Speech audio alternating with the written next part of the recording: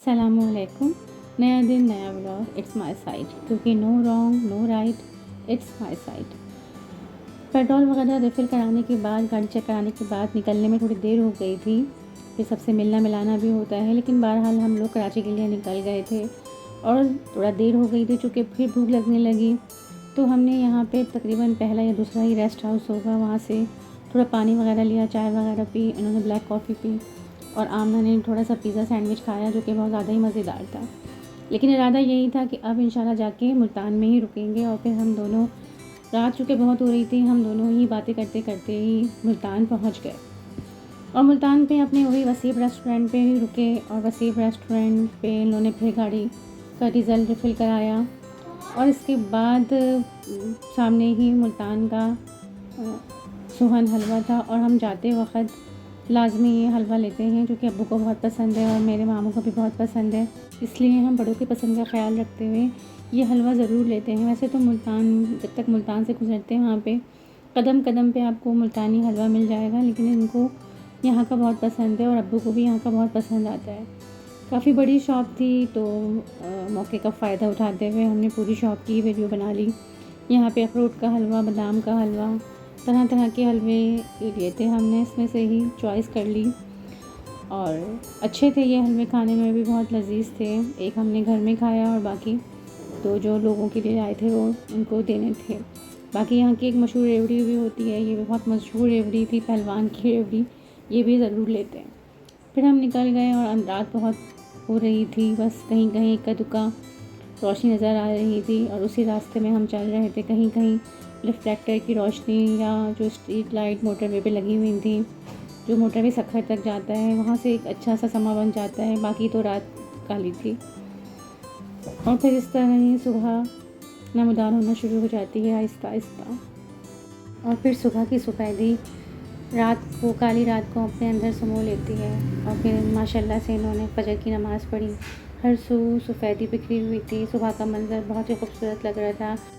रात की ट्रैवलिंग करने में थोड़ी डिफ़िकल्टीज़ तो आती हैं, परेशानियाँ तो होती हैं, लेकिन ये है कि ये सफ़र एक बहुत एडवेंचर के तौर पर भी होता है और बहुत सारी यादें अपने अंदर लिए हुए होता है। बहुत बहुत ऐसी जगह से रोशनास होते हैं, बहुत से ऐसी जगहें जाते हैं जो आप तसव्वुर भी नहीं कर सकते हैं, वहाँ से निकलते हैं और फिर ये सब मिलके ही एक यादें बनाती हैं। अब हमारी मंजिल सखर था, जो तकरीबन 352 किलोमीटर दूर था, जो कि बहुत ज़्यादा था, लेकिन ये रास्ता भी गुजर गया और फिर हमने मुल्तान को खुदा हाफिज़ कहा और फिर हम दाखिल हो गए अपने सिंध में।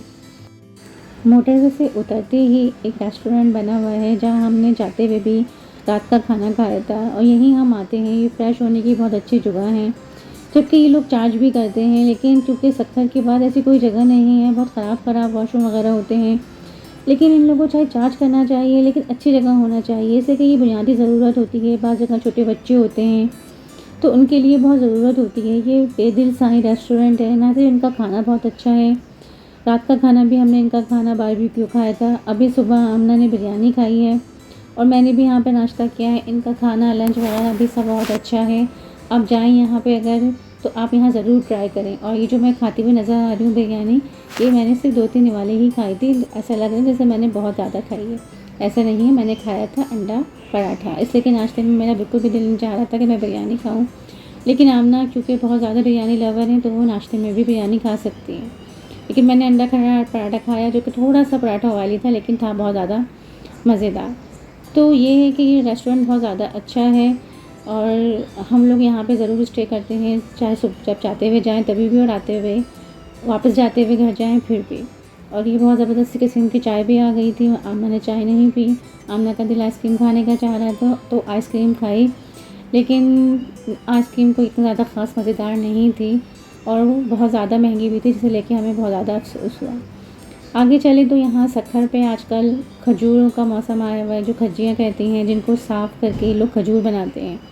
जगह जगह सखर में लोग बेचारे मेहनत कश इस काम में लगे हुए थे, लेकिन ये नज़ारा बहुत ज़्यादा खूबसूरत लग रहा था। ये इसको तोड़ के, इसके जो शाखों को तोड़ के, इसको साफ़ करके इसको शायद पकाते हैं और फिर इसकी शायद खजूरें बनाते हैं। जगह जगह इस तरह के वो लगे हुए थे और मज़दूर और बेचारे मेहनत कश लोग इस तरह कर रहे थे। बहुत ही अच्छा लग रहा था, कलरफुल तो बहुत लग रहा था, लेकिन बहुत मेहनत कर और मेहनत तलब काम था।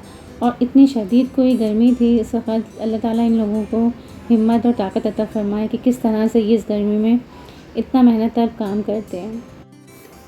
और इस्लामाबाद जाते वक़्त जब हम यहाँ से गुज़र रहे थे तो जगह जगह बहुत ही ज़बरदस्त किस्म के आम लगे थे, लेकिन वापसी में हमने देखा कि यहाँ पूरे सक्कर में आपको और आगे सिंध में आपको अमरूद नज़र आए बार बार, जगह जगह अमरूद जो हमने लिए भी। तो जो लोग जिस चीज़ का मौसम हो रहा होता है वही लोग बाहर लेके बेचारे बेच रहे होते हैं और अक्सर लोग उनसे ख़रीद भी रहे होते हैं। में इस बार काफ़ी बारिशें हुई हैं तो तकरीबन आपको सारा सिंध हरा हरा नज़र आएगा। लास्ट टाइम हम आए थे तो सैलाब आया हुआ था तो बहुत परेशानी हुई थी, लेकिन इस टाइम तो हरा भरा सिंध हो रहा था। और ये हरा भरा सफ़ेद है और इस पर लहराता बल खाता हुआ ये परिंदा जो कभी यहाँ उड़ रहा है कभी यहाँ उड़ रहा है, नज़ारा बहुत ज़्यादा दिलकश था। ऐसे नज़ारे आपको ऐसी सफ़र में जा बजा मिलते हैं और आप इनसे बहुत लुत्फ़अंदोज़ होते हैं। और ये हमारा वर्मा जिसको चला के सबने अपना अपना शौक़ पूरे किए। इन्होंने तो खैर मुँह हाथ धोया, बहुत ठंडा पानी पिया, लेकिन हम लोगों ने सिर्फ चला चला के ये अपना शौक़ पूरा किया।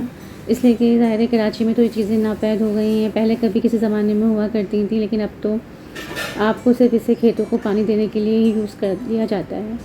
लेकिन सिंध में इस वक्त बहुत ज़्यादा गर्मी हो रही थी और हमारा एक मसला हमारे साथ हो गया था कि हमारा गाड़ी का रेडिएटर भी बार बार ख़राब हो रहा था, जिसकी वजह से एसी नहीं चल रहा था। तो हम यहाँ पे एक गन्ने का जूस पीने के लिए रुक गए और गन्ने वाले बहुत ज़्यादा ही अच्छे इंसान थे। उन्होंने बहुत ताज़ा फ्रेश ठंडा जूस बना के दिया, जिससे काफ़ी ज़्यादा तकवीत आई। जो मौसम की तेज़ी थी और जो मौसम की शिद्दत से गर्माहट हो रही थी वो एकदम से दूर हो गई और ये बहुत ज़्यादा खुश हुए और इन्होंने बहुत ज़्यादा वीडियो भी बनाई और कहा कि बाजी मेरी तस्वीर ज़रूर डालिएगा अपनी वीडियो में। इसलिए कि लोग आते हैं वीडियो बनाते तो हैं, लेकिन मेरी वीडियो मैंने कभी अपनी देखी नहीं, तो मैंने इसलिए उनकी बाकायदा तस्वीर खींची कि मैं आपकी वीडियो ज़रूर डालूँगी। और आगे जैसे ही मोरों में एंटर हुए हैं, यहाँ बहुत एक तकलीफ़दह सूरत हाल का सामना करना पड़ा। यहाँ बड़े बड़े कंटेनर अक्सर ट्रैफिक जाम कर देते हैं, जिनमें अक्सर इंसान फंस के 2-2 घंटे नहीं कभी 2-2 दिन भी फंस सकता है। और यहाँ ये अपनी पूरी ड्राइविंग स्किल का मुजाहरा करते हुए तकरीबन भी 5 से 6 किलोमीटर तक रास्ता ऐसा ही हो रहा था। और यहाँ एक तो गाड़ी का रेडिएटर भी ख़राब हो रहा था, लेकिन माशाल्लाह इन्होंने इस तरह से अपनी तमाम तर ड्राइविंग स्किल्स को बरूए कार लाते हुए आखिरकार हम इस जगह से निकलने में कामयाब ही हो गए। लेकिन बहुत ज़्यादा ही ट्रैफिक जाम था, तकरीबन भी 6 किलोमीटर तक हम ऐसे ही परेशान रहे।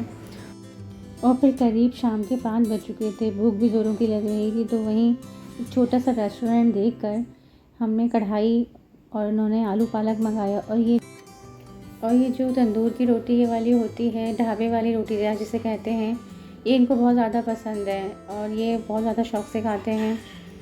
और फिर हमने यहाँ पे ट्राई करी कुल्फ़ी और आपको ये लग रहा होगा कि वाह भाई कितने मज़े किए हैं। ऐसा ही है, इस तरह के सफ़र में बहुत ज़्यादा मज़े आते हैं और हम सफ़र को इस तरह से ही बहुत एंजॉय करते हैं। छोटी मोटी चीज़ों को तो हम नज़रअंदाज कर देते हैं। और फिर आ गया हैदराबाद, यानी कि कराची अब कुछ घंटों के फासले ही पर रह गया था। फिर हमने नॉन स्टॉप ड्राइविंग करी और हम पहुँच गए अपने कराची। और आपको बहरिया टाउन के रात का मंज़र भी मैंने इस वीडियो में दिखाया है। जाते हुए मैंने आपको दिन का बहरिया टाउन दिखाया था और ये रात में बहरिया टाउन कैसी आबोताब से चमक रहा है। और ये कराची का टोल प्लाज़ा आ गया है और अब हम अपने कराची की हवाओं में सांस लेते हुए कितना सुकून उतरता है। और बस व्लॉग इतना ही। वीडियो पसंद आए तो लाइक करें, चैनल को सब्सक्राइब करें।